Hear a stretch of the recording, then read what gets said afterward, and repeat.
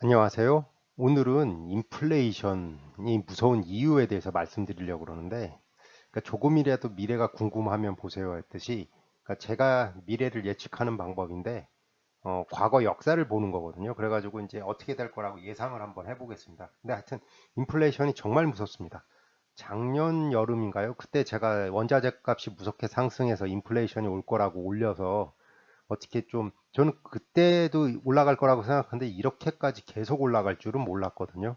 인플레이션이 지금 고착화 단계로 넘어갔는데 그건 다른 영상에서 설명해 드린 거면 복잡해져서 너무 말이 많아져서 하여튼 인플레이션 정말 무섭습니다. 그리고 좀 앞에다 넣었는데 이 영상의 투자 정보는 참고만 부탁드립니다. 참고만 해주십시오. 투자의 판단과 책임은 모두 투자자에게 있습니다. 이제 제가 쓰는 방법은 역사를 보는 겁니다. 과거에 어떻게 됐나. 그래서 1970년부터 2022년까지 인플레이션 역사를 볼 텐데 그때하고 지금하고 되게 비슷한데 1970년대 인플레이션이 상당히 높았는데 미국 인플레이션인데 이때 이렇게 인플레이션이 올라갔던 이유 중에 가장 큰 이유 중에 하나가 오일 쇼크라고 기억하십니다.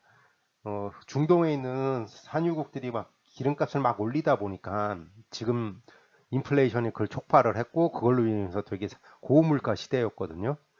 그래서 고임금 시대이고 뭐 그랬는데 지금도 지금 인플레이션이 막 치솟고 있는데 한 8% 하고 있는데 8% 9%인데 똑같이 원자재 값 상승으로 인해서 석유값도 올라갔고 뭐 다른 뭐 구리 뭐 모든 게 다 올라갔죠. 그걸로 해서 곡물도 올라가고 하여튼 그때하고 지금하고 너무나 비슷한 상황입니다. 그래서 인플레이션이 거의 14%까지 찍었고 그걸로 인해서 미국에서 제가 연준 의장 이름은 솔직히 까먹었는데 이걸 해결할 수 있는 방법은 딱 하나밖에 없습니다. 금리 인상밖에 없거든요. 그래서 금리를 엄청나게 올렸어요. 이제 80년대 초반에 미국에서 인플레이션보다 더 올렸다고 해야 되거든요. 근데 그 이후 인플레이션은 진짜 없었어요. 2% 3% 진짜 좀 높아봤자 4%. 그래놓고서는 2000년대 이후에는 진짜 인플레이션이 2% 수준에서 멈춰 있었거든요.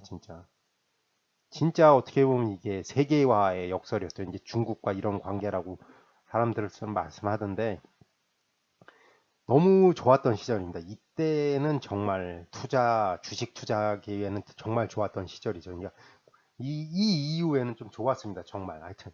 근데 여기서 여러분들이 꼭 기억하셔야 될 건 인플레이션이 엄청나게 높았다. 70년대부터 80년대 초반까지. 이때 원자재 값 때문에 그랬다. 근데 지금도 똑같이 인플레이션이 높고 원자재 값이 촉발을 시키고 있다. 인플레이션을 막으려면 어떻게 하느냐? 이거 보시나요? 이게 진짜 이 수치가 나왔는지 근데 20%로 올려버렸습니다. 한 번에 5%씩 올렸나? 하여튼 뭐 솔직히 까먹었는데 인플레이션을 한 번 올려봤는데 안 잡히니까 그냥 올려버렸어요. 20% 가까이. 이때 엄청나게 올렸습니다. 이때 이 기간 동안 80년대 초반부터 해가지고 그냥 쭉 올려버렸죠. 이때 정말 그러니까 이때 엄청난 난리가 났습니다. 미국에서 무슨 난리가 났냐면 아니 금리가 20%면 20% 이상의 수익을 만들어야 되는 거거든요. 영업이익 회사 영업이익 20%면서가 뭐 그때는 모르겠습니다. 제가 이때는 뭐 제가 70년대에 태어나가지고 이제 모르죠. 저 아무것도 모르는. 근데 그때 역사적으로 20% 이게 실화냐? 이때 그래가지고 제가 근데 기억에 남는 건 뭐냐면 저도 이제 역사를 공부하다 보니까 미국 농부였나 중소기업이 하여튼 중요한 건 아닌데 그 중앙은행에 총 들고 찾아가서 막 이렇게 금리 올린 사람들 다 뭐 어떻게 해보겠다고 막 그런 난리가 몇 번씩 발생했나 봐요. 뭐 틀릴 수는 하여튼 미국은 총기가 소지할 수 있나니까 막 총 들고 가서 막 했나 보더라고요. 이게 하여튼. 그러니까 인플레이션을 잡으려면 금리를 올릴 수밖에 없다라는 걸 여기 증명을 했거든요. 지금 금리를 그래서 빅스텝 얘기 막 하고 뭐 하는데 음, 그거에 대한 게 지금 나올까 봐 저는 두렵거든요. 솔직히 금리를 인플레이션보다 더 올렸어요. 인플레이션이 14%인가 15%인가 나왔는데 금리는 20%를 올렸어요. 금리보다 더 올렸거든요. 그러니까 원래 산술적으로 이게 맞거든요. 막 경제학 공부해 보면. 그래서 만약에 지금 8%인데 10%로 금리를 올려버린다. 야, 만약에 이게 기준금리가 10%면 대출금리는 13%, 14%, 만약에 2, 3%, 최소 2%, 3%로 은행들이 수수료 명목 무슨 명목으로 뜯어가니까 그럼 13, 4%의 대출이 나와야 된다라는 소리인데 13, 4%면 엄청난 문제가 발생을 하죠. 이거에 대해서. 이렇게 되면 미국은 그나마 나을 수 있는데 이걸로 해서 IMF급 폭탄이 터질 거예요, 아마. 지금도 이미 뭐 스리랑카라는 이 좀 약한 나라들은 뭐 터키 뭐 이런 데는 엄청나게 터지고 있다는데 IMF급 폭탄이 오지 않을까, 동남아 국가 중에. 이것도 제 사견이긴 한데 한국도 문제가 가계부채가 워낙 많기 때문에 일본도 한중일이 있다 그러면 중국도 가계부채도 많고, 중국은 가계부채도 많은데 지방 정부, 그러니까 지방 정부 부채가 뭐 컨트롤이 안 될 수도 있다 그러고, 일본은 아예 중앙 정부 부채가 너무 많고, 중앙 정부 부채가 많다면 금리도 못 올리고 있고, 미국은 기축 통화하고 있다. 그래서 중국이 이번에 어떻게 넘기느냐, 그거를 잘 돌파를 해야 되는데, 아니 뭐 그건 뭐 다른 얘기고요, 하여튼. 근데 한국은 가계 부채가 너무 많으니까 금리를 만약에 한국 가계 부채에서 솔직히 말해서 8% 됐을 때 이거 할 수 있는 사람 몇 명이나 되겠어요, 이거 엄청난 게 참 이게 될 텐데 이게 참 저는 그래서 참 내년 올해 말 내년 정말 새로운 세상이 열릴까 봐 걱정입니다. 이제 이 다음에 S&P 차트거든요. 여러분들이 보셔야 될 게 금리를 올렸잖아요. 이때 금리를 그냥 뭐 20%까지 올렸나요? 하여튼 금리가 하여튼 엄청나게 올라갔습니다. 이때 금리가 올라가면 주식시장엔 악재가 발생을 합니다. 근데 여기서 악재만 있는 게 아니라 희망과 그게 있거든요. 악재가 있는데 이건 20%고 금리가 하여튼 15% 20% 됐다고 칩시다. 예전에 역사를 보면 금리가 이때 근데 추세적으로 떨어져서 이제 확 떨어집니다. 금리가 올라가다 보니까 진짜 이제 안정적이고 뛰어난 기업들만 살아남는 거예요. 인데 그러면서 주가는 500에서 뭐 얼마가 됐을까요? 뭐 300?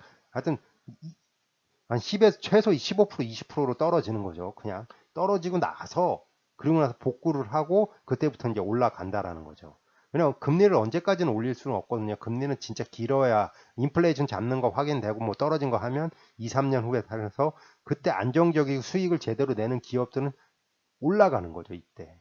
그러니까 이거를 버틸 이런 상황이 올 수 있고 이거를 버틸 수 있는 준비를 하셔야 된다라는 얘기거든요. 제가 가장 하고 싶은 말은 이렇게 금리를 어쩔 수 없이 인플레이션을 잡기 위해서 올린다.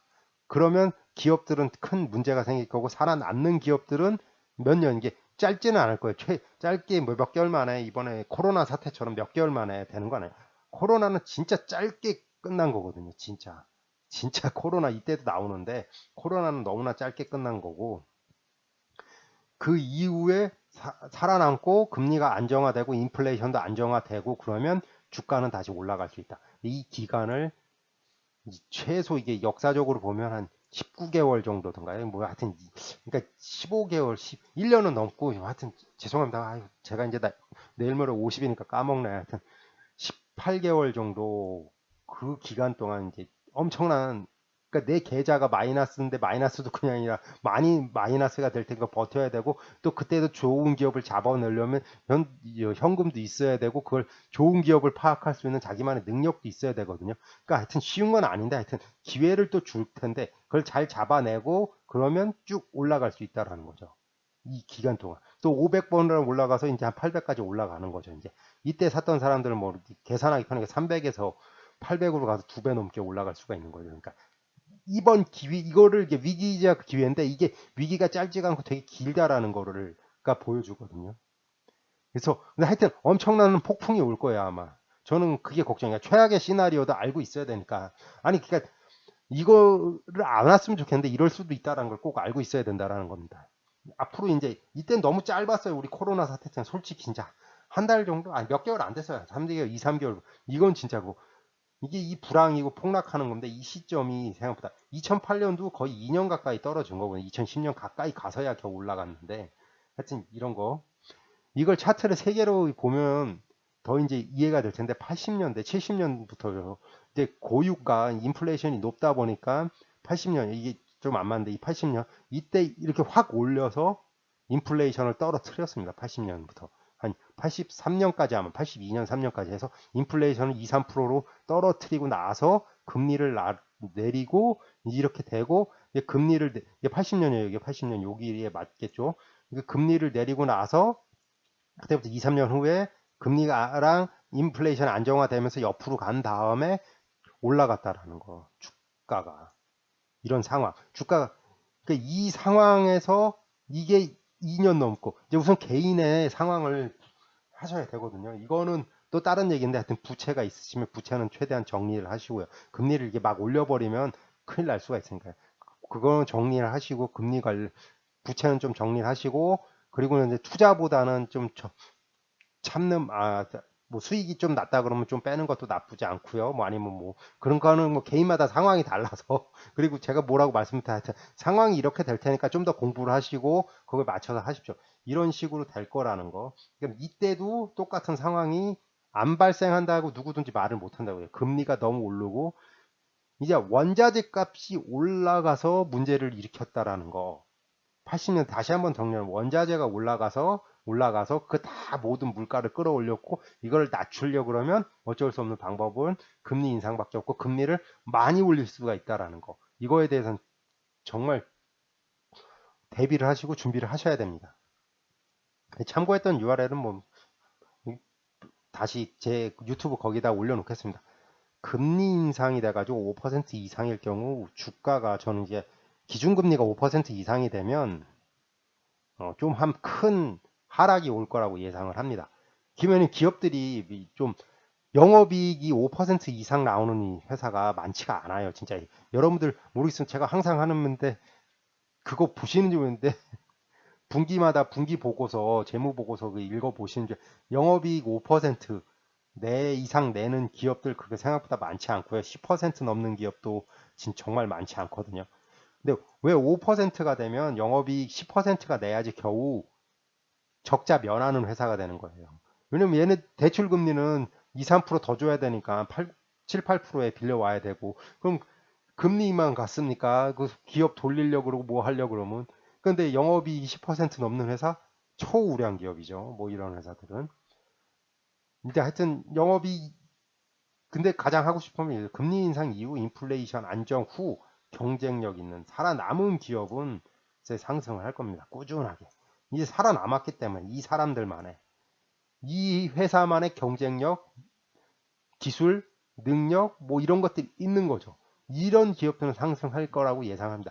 근데 그게 제가 생각할 땐 역사적으로 보니까 올 하반기부터 뭐 문제가 금리는 올해 내내 올리고 이제 영향은 내년에 받고 그러면 최소 2020 1년 반, 2년이니까 2024년경에나 최악이에요. 최악이에요. 2024년에나 주가가 좀 다시 올라갈 수가 있을 거라고 보거든요.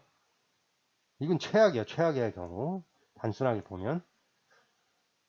그래서 뭐 여러분들이 이게 개별 실적, 프라핏,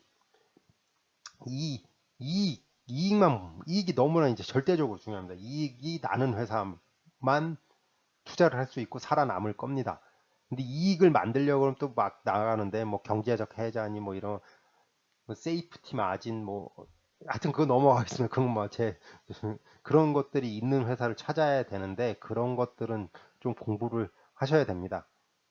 예, 뭐 오늘도 제가 뭐 최대한 객관적으로 말씀드리려고 노력했지만 뭐 사람이라서 저도 실수할 수도 있고 뭐 제 예상이 당연히 틀릴 수 있죠.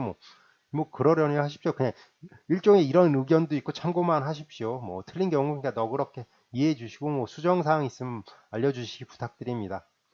또 앞에서도 말씀드렸는데 이 영상 또는 자료 참고 용도로만 사용해 주십시오. 투자 책임 모두 해당 투자자에게 있습니다. 구독과 좋아요 부탁드립니다. 다음 유튜브 영상 제작에 큰 도움이 됩니다. 시청해 주셔서 정말 감사합니다. 오늘 하루도 행복하세요.